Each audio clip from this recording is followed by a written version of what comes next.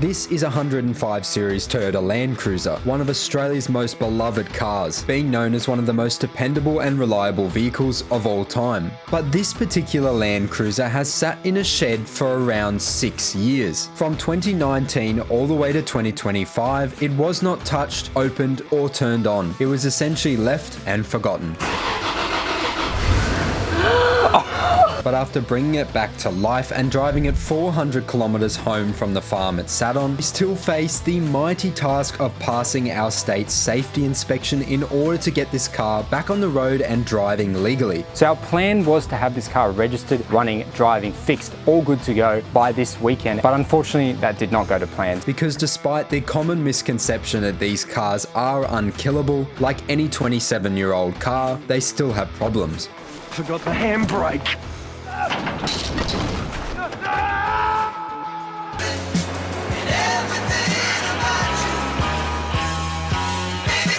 I'm sick of seeing this thing sitting in my driveway and we can't actually drive it. So today we're going to get onto the seatbelts, aren't we, Jeremy? For the 100th time. I hate this car. He hates this car because it's been such a pain. There was a bunch of small stuff wrong with this car that was stopping it from passing the blue slip. But the two major components that were going to cost a fair chunk of money were tyres and seatbelts. So this bolt is proving to be a real pain in the ass. We've got an extractor in it.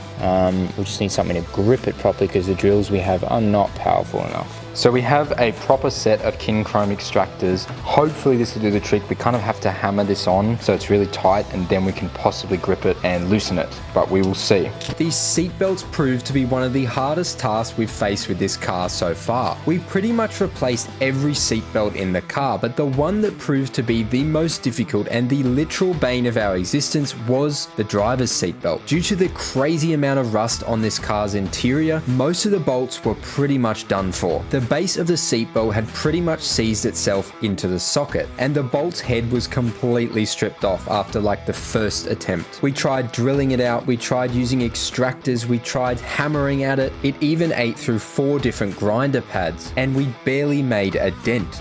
Really hard to get a good angle on this. It's kind of a bad angle to fucking twist it too. You might want to have a go. Do you want to have a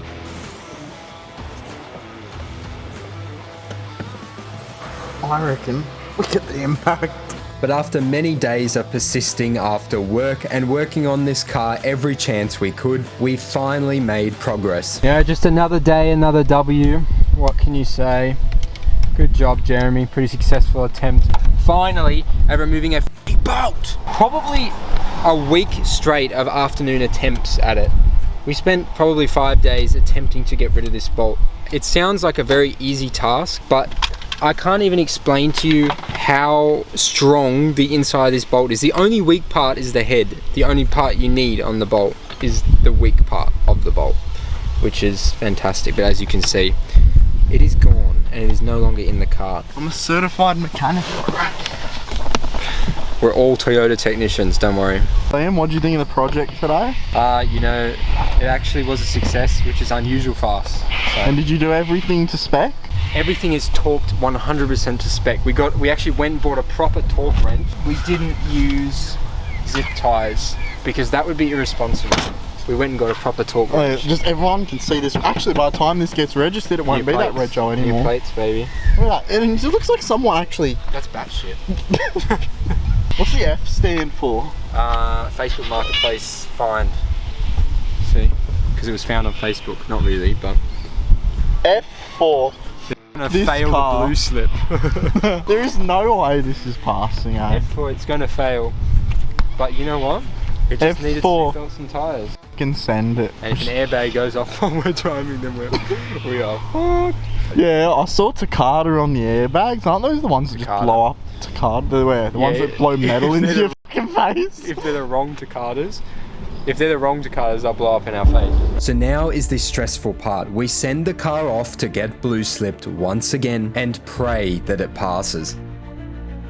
We finally have the new plates on and it completely registered. Now we can finally use the Landcruiser for what it's meant to be used for, touring and off-roading. Well, actually not quite yet. There was one very important part we had neglected to check since we brought it home. That was the condition of the spark plugs and valve cover gasket. Because if you had seen in our original video, the car did blow a little bit of smoke, meaning it was likely burning some oil. Alright, we're back in Jeremy's garage with the Landcruiser now, and today we're going to be doing spark plugs on it, possibly valve cover. We actually thought it was leaking pretty bad, but it doesn't seem to have leaked at all. I thought it was burning oil and leaking it a bit, but there's not really any spillage around it, so we might wait on that one. We do have the part, but we're going to do sparks today. As usual, we were very optimistic about this repair job, as we had done a valve cover gasket and sparks many times in the past. But of course, something had to go wrong. Jeremy's actually going to do sparks. He's the unpaid labor. You should film me doing it and then make a video called How to Change Spark Plugs on a 98 Landcruiser. So this is how to change spark plugs in a 1998 1FZ Landcruiser. We're going to cut this intro from the video. We got to make the perfect how-to. So if you ever wanted to do your own spark plugs on a 1FZ, then this is pretty much how you do it. So we were about to start this job and I already snapped my tripod. Broke my tripod. So fantastic start to the day. Jeremy has got a great solution for holding things onto the car now. That is a can of degreaser hanging from the hood. Professional mechanic. Can you zoom in on this screw? I'm predicting that if we try and take this screw off, it's going to strip. As Liam, that is already stripped. So the first screw Is very stripped. is already slightly stripped. No, very stripped. Just use a bigger screwdriver. Yeah. The first step to getting to the spark plugs is taking off these plastic covers that cover up where the spark leads go. So one other problem we have with this car is the AC doesn't work. Could it be a compressor? Likely. Are we going to just attempt to regas it and try and fix it? Yes. There we go. First panel off. We should probably label these. So as you can tell, we're holding the hood up by a piece of wood because the struts don't work. We've ordered them. They should be coming soon. The good thing about this car is the spark leads are already numbered from factory. So we don't actually have to keep track of that, which is great. So we can just rip them out and put them in the same way we took them out. Pepsi, please sponsor the channel. I love your drinks. And this could be the first Pepsi Landcruiser in Australia. Pepsi Landcruiser livery. What was that campaign in the COVIDs? Pepsi saves the world.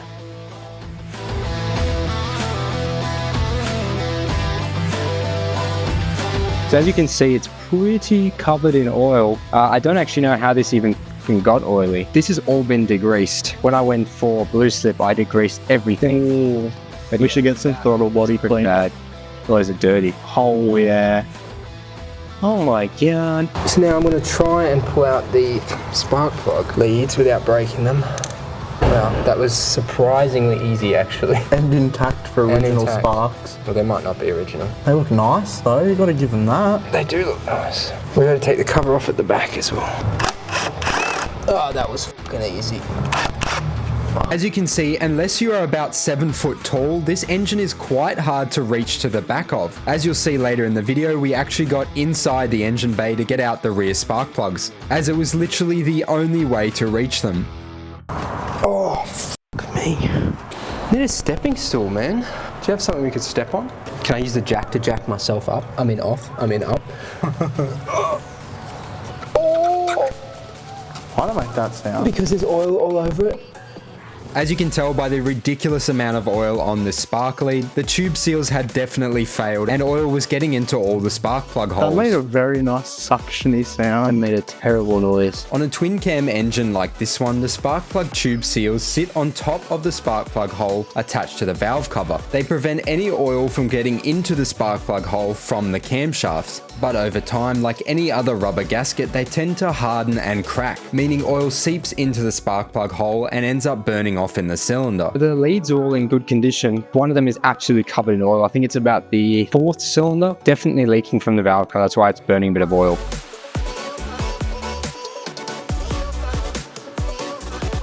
So in theory, this should come straight off now.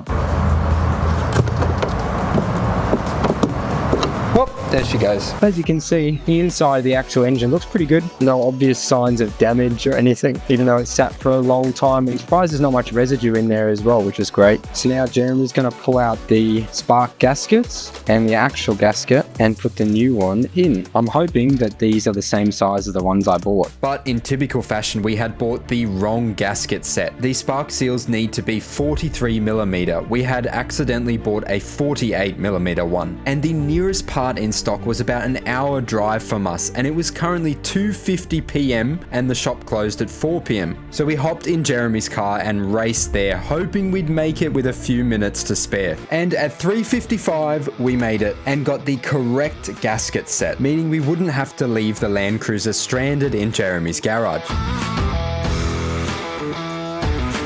Alright, here we have the elusive Liam removing the final spark plug on a 1998 Landcruiser.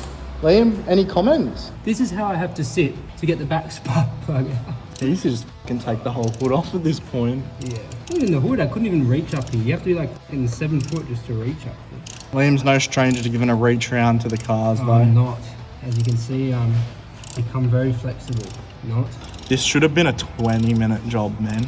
Yeah, except we had to go to Lidcombe and back to get a part. Why which is about an hour away from us. And we arrived there with 2 minutes to spare before Repco closed. So we're lucky they respect their opening hours and actually shut at their time. Yeah. Instead of most stores where they're shut to go home at that time. Oh, you're joking. What was that? My phone. After changing the final spark plug, we managed to get the newly fitted valve cover gasket and valve cover back into its rightful position. We kind of had a bit of a breakdown in the terms of mentally getting this thing back on. But Nice close up of your face. yeah, as you can tell, it's been a bit of a mission because a lot of the shit's in the way, and I know we could just take it off, but if the more we take off of this car, the more it breaks. This is gonna blow a lot of smoke, man. Now that everything was back in place, we are praying that it starts first time and doesn't have any more issues.